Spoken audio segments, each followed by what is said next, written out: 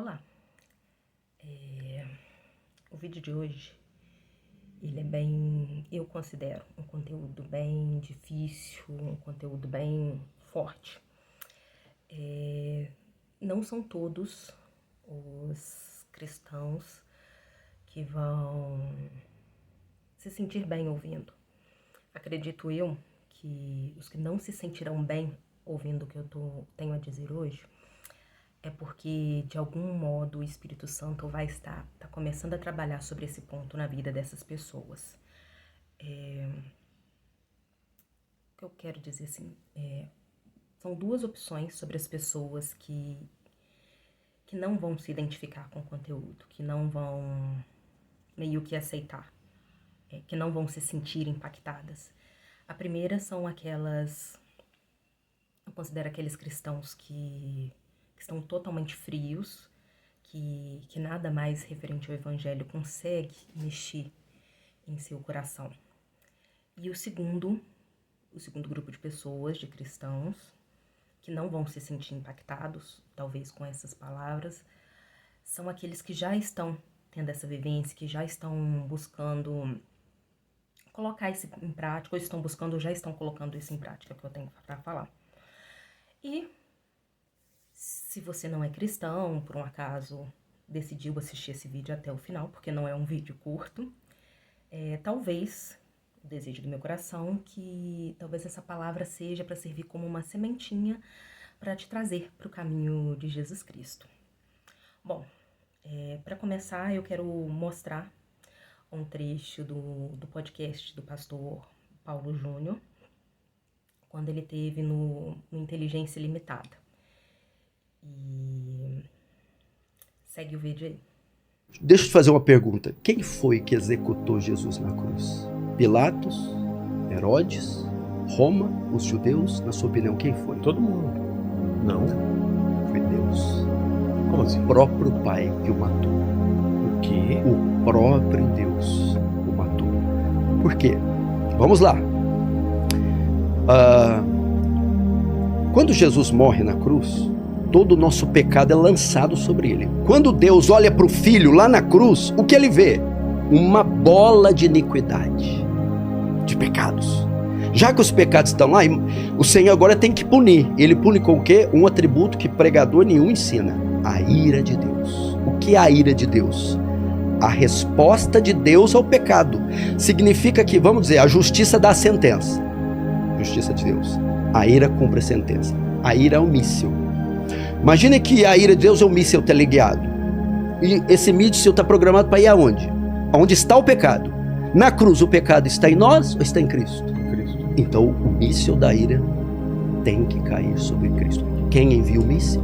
Deus. O Pai. Isaías 53:10. Foi do agrado do Pai moê-lo até enfermá-lo.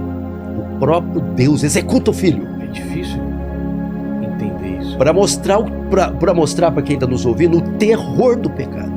Deus odeia tanto o pecado, mas tanto, que nem o próprio Filho poupou. Por quê?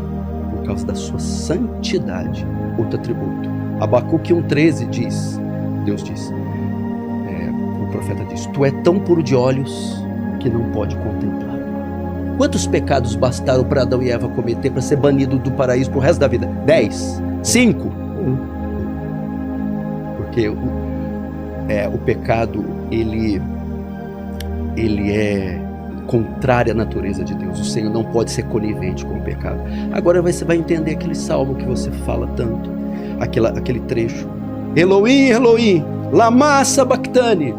Ele brada na cruz: Deus meu, por que me desamparaste? Por que me abandonaste? Resposta: porque na cruz você se fez pecado, meu filho.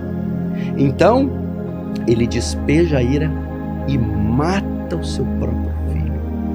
E com ele, todos os nossos pecados. Os pecados são pagos naquele momento. Aquilo, Vilela, não é um show de terror. Aquilo é uma demonstração de amor. O Filho pegando todo o nosso pecado e botando nas costas. Eu suporto, traga-os, eu os compro, eu pago por eles. Mas o preço vai ser muito alto. você vai ter que suportar a ira. Então ela veio. Imagina, para você ter uma ideia o que é a ira. Imagine um meteoro 1 milhão de vezes maior que a Terra, mais pesado que a Terra, vindo na velocidade da luz contra a Terra a 1 hora, e ela vai colidir com a Terra e vai transformar tudo em pó, e ela está vindo, e alguns minutos antes dela chocar com a Terra, um muro 1 milhão de vezes maior que o meteoro se coloca entre a Terra e o meteoro. Então o meteoro colide com o muro, e destilhaça e faz o muro em 1000 pedaços, e aquele meteoro estilhaça e nem o estilhaço toca na terra. Mas e o muro? O muro não aguenta, ele se desintegra. A ira de Deus era esse meteoro que estava vindo sobre o homem para esmagá-lo e puni-lo pelos seus pecados, e vindo 1 bilhão de vezes maior. E quando ia colidir conosco, o Senhor Jesus se coloca entre nós e o meteoro abre um braço para a esquerda e a direita e diz: está consumado, em tuas mãos entrego o meu espírito. Então a ira de Deus caiu sobre ele. A Bíblia chama de cálice da ira. Nenhuma gota desse cálice caiu sobre nós. Mas e o filho? O filho não aguentou. Jesus morreu. Jesus pensou. Bem, agora que vocês já acompanharam o vídeo, é forte, bem impactante, principalmente de se ouvir, e talvez algumas pessoas como eu, não sei, de imaginar também acontecendo. É algo extremamente forte mesmo. Eu tentei buscar outra palavra, mas eu não consigo pensar aqui no momento. Bom, com isso eu quero trazer um texto que está em Mateus 25, que é seria a parábola das 10 virgens, que seria de 1 a 13, que diz assim: o reino dos céus será, pois, semelhante a 10 virgens que pegaram suas candeias e saíram para encontrar-se com o noivo. 5 delas eram insensatas e 5 eram prudentes. As insensatas pegaram suas candeias, mas não levaram óleo. As prudentes levaram óleo em vasilhas junto com suas candeias. O noivo demorou a chegar, e todas ficaram com sono e adormeceram. Meia-noite ouviu-se um grito: o noivo se aproxima, saiam para encontrá-lo. Então todas as virgens acordaram e prepararam sua candeia. As insensatas disseram às prudentes: dê-nos um pouco do seu óleo, pois as nossas candeias estão se apagando. Elas responderam: não, pois pode ser que não haja suficiente para nós e para vocês. Vão comprar o óleo de vocês. Saindo elas para comprar o óleo, chegou o noivo. As virgens que estavam preparadas, que eram 5, entraram com ele para o banquete nupcial, e a porta foi fechada. Mais tarde vieram também as outras e disseram: Senhor, Senhor, abra a porta para nós. Mas ele respondeu: a verdade é que não conheço. Portanto, vigiem, porque vocês não sabem o dia nem a hora. Bom, o que eu quero estar dizendo com isso? É nítido, completamente nítido, que o final dos tempos está se aproximando. A cada dia mais ouvimos sobre desastres naturais, sobre conflitos, mortes, mudanças sobre a questão do governo, tudo encaminhando para que seja mais próximo a chegada do anticristo. E com isso eu quero dizer que nem todos, isso dói, nem todas as pessoas que estão dentro da igreja irão para o reino de Deus. Ah, por que você está dizendo isso? Porque eu tenho tido uma certa sensação de que nós não estamos buscando a Cristo o suficiente. Do meu ponto de vista, com base na minha própria experiência, do meu ponto de vista, as pessoas que só vão na igreja, só têm acesso à palavra de Deus e só oram apenas nos dias que vão nos cultos de suas igrejas, elas estão muito mais propensas a se desviarem, muito mais propensas a negarem a Cristo quando a situação apertar.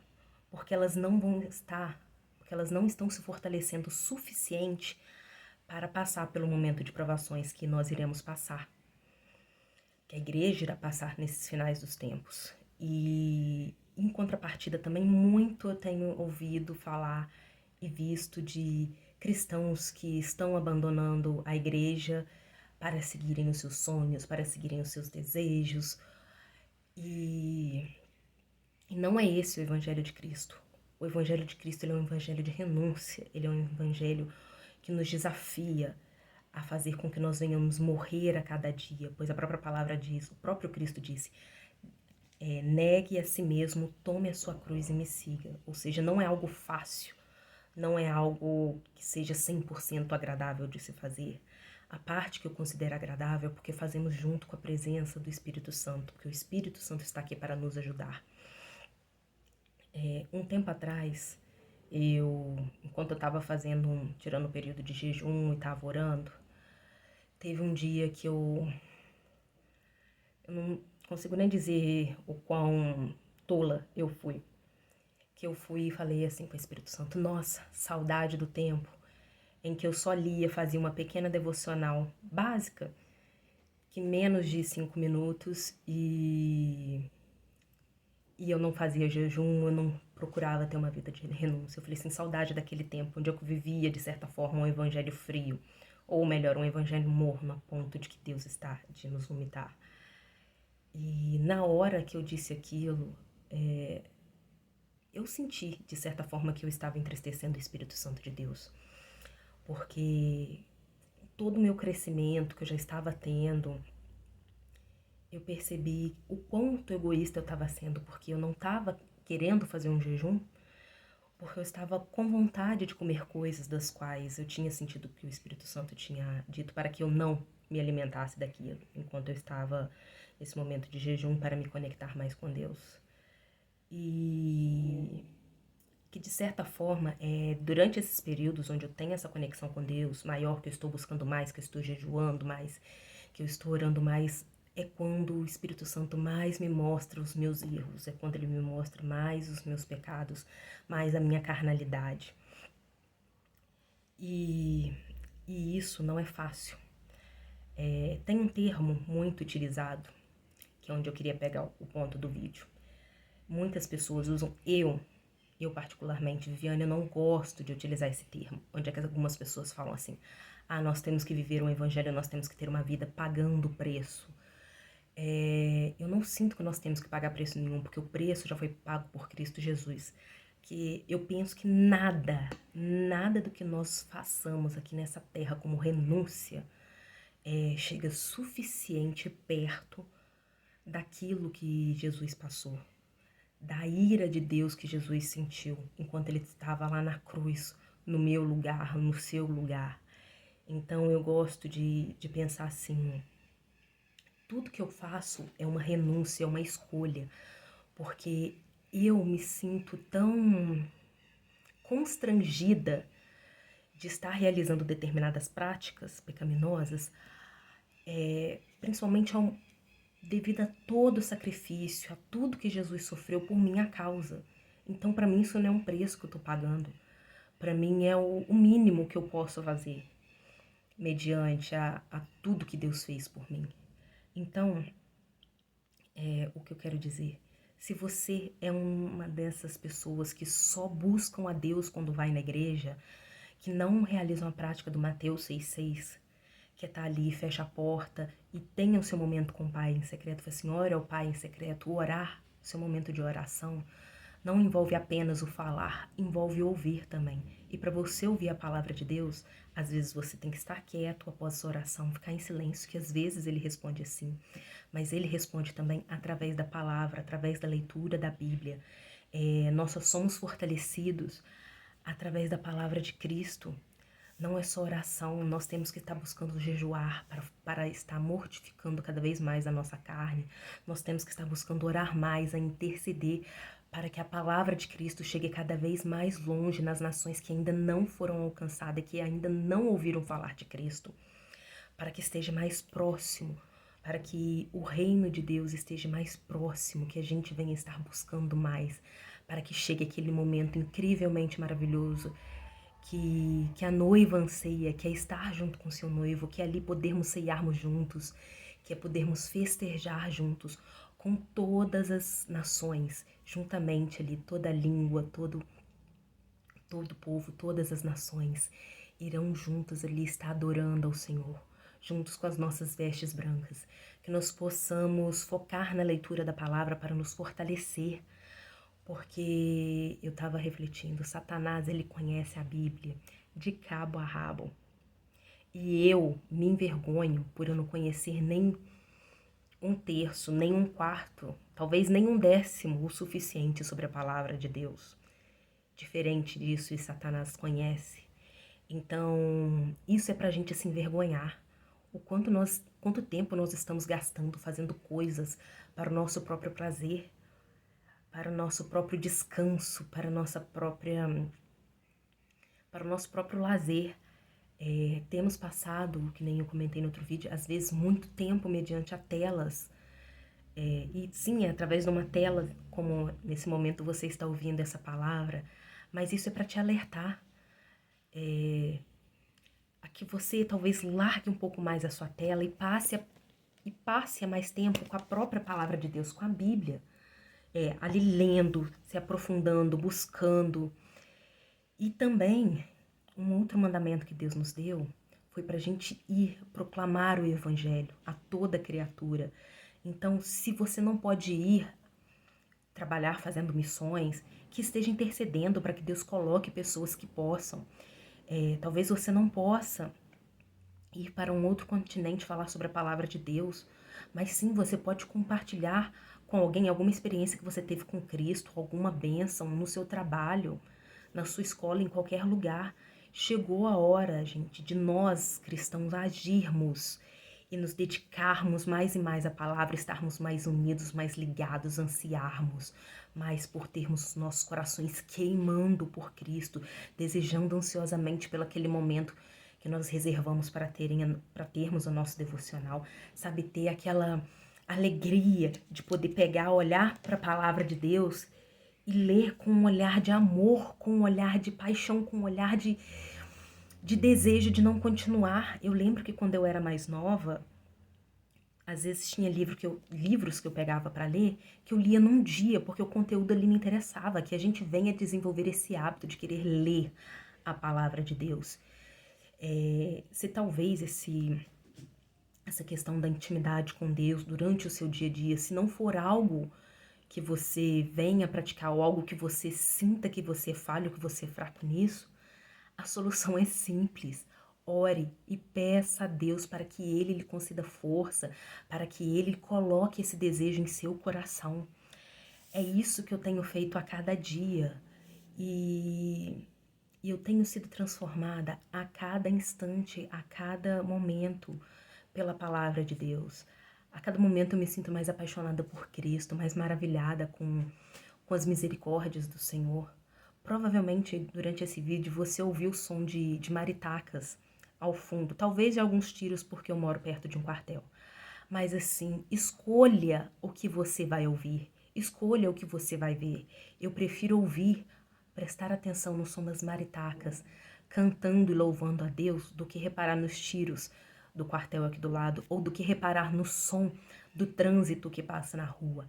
Escolha a Cristo, escolha estar mais ligado, entrelaçado, ter um relacionamento mais íntimo com Ele. E caso, como eu disse, se você não se sentiu impactado por essas palavras, se você não está vivendo, talvez eu possa te pedir desculpa por ter feito você perder esse tempo todo para estar acompanhando o conteúdo até o final. Mas eu espero do fundo do meu coração que o Espírito Santo esteja agindo sobre a vida de vocês, que não tem esse desejo, que não tem essa prática de estar tendo esse devocional, de estarem praticando Mateus 6,6.